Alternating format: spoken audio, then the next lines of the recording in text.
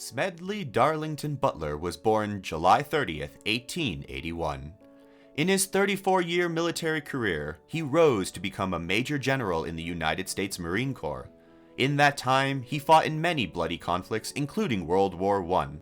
By the end of his long military career, Butler had received 16 medals, 5 of them for heroism. He was awarded the Marine Corps' Brevet Medal and 2 Medals of Honor, all for separate actions.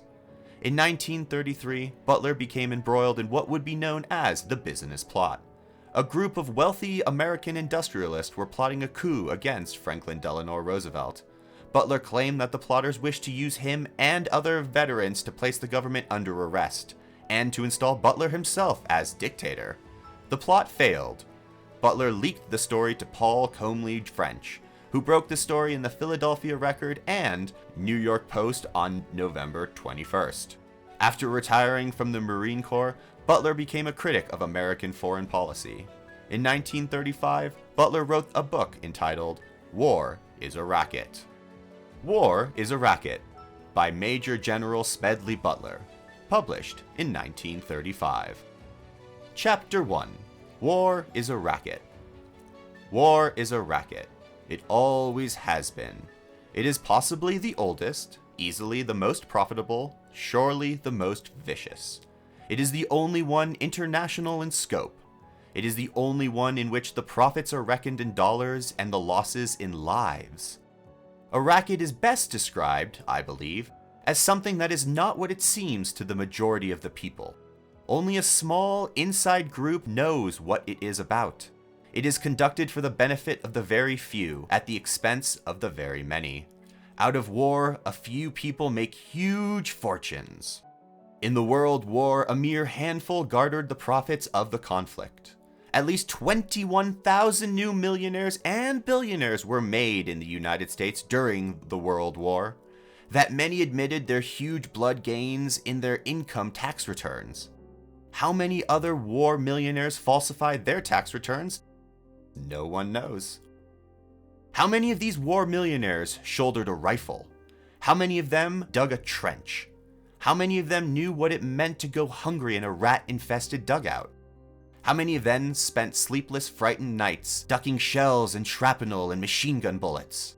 How many of them parried a bayonet thrust of an enemy? How many of them were wounded or killed in battle? Out of war, nations acquire additional territory if they are victorious. They just take it. This newly acquired territory promptly is exploited by the few. The self-same few who wrung dollars out of blood and war. The general public shoulders this bill. And what is this bill? This bill renders a horrible accounting, newly placed gravestones, mangled bodies, shattered minds, broken hearts and homes, economic instability, depression and all its attendant miseries, back-breaking taxations for generations and generations. For a great many years, as a soldier, I had suspicions that war was a racket. Not until I retired to civilian life did I truly realize it. Now I see the international war clouds gathering, as they are today. I must face it and speak out. Again, they are choosing sides. France and Russia meet and agree to stand side by side. Italy and Austria hurried to make similar arrangements. Poland and Germany cast sheep eyes at each other, forgetting for the nonce their dispute over the Polish corridor. The assassination of King Alexander of Yugoslavia complicated matters. Yugoslavia and Hungary, long bitter enemies, were almost at each other's throats. Italy was ready to jump in, but France was waiting.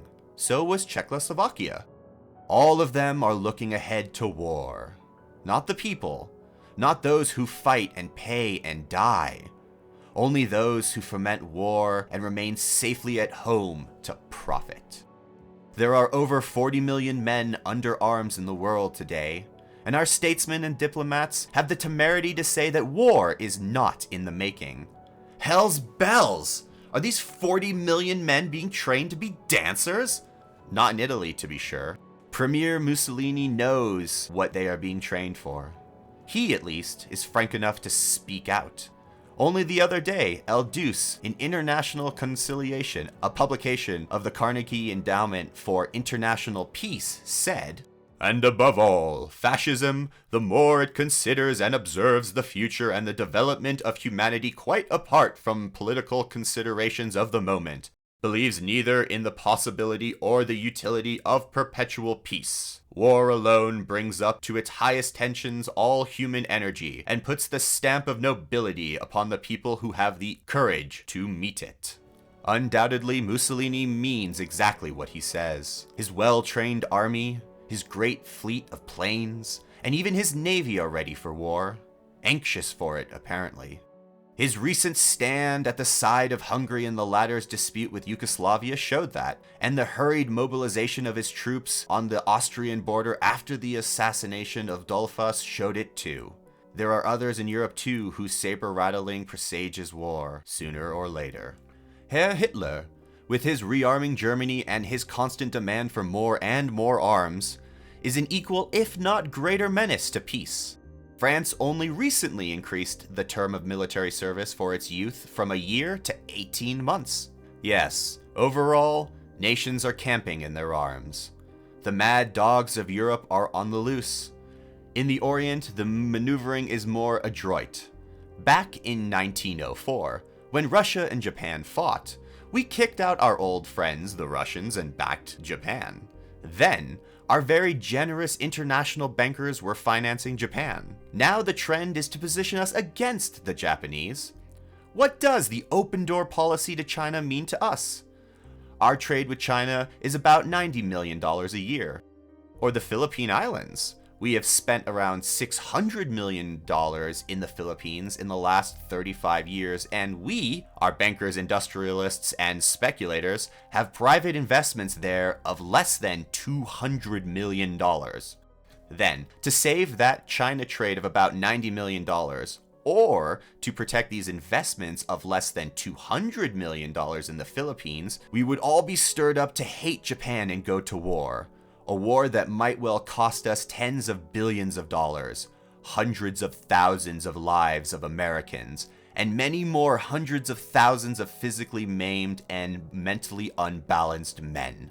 Of course, for this loss, there would be a compensating profit. Fortunes would be made. Millions and billions of dollars would be piled up by the few. Munition makers, bankers, shipbuilders, manufacturers, meat packers, speculators, they all fare well. Yes, we are getting ready for another war. Why shouldn't they? It pays high dividends. But what does it profit the men who are killed?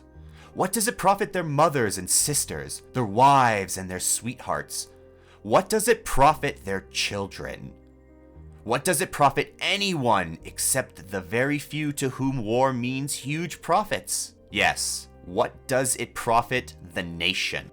Take our own case. Until 1898, we didn't own a bit of territory outside the mainland of North America. At that time, our national debt was a little more than $1 billion. Then we became internationally minded. We forgot, or shunted aside, the advice of the father of our country. We forgot George Washington's warning about entangling alliances. We went to war. We acquired outside territory. At the end of the World War period, as a direct result of our fiddling in international affairs, our national debt had jumped to over $25 billion. Our total favorable trade balance during the 25-year period was about $24 billion.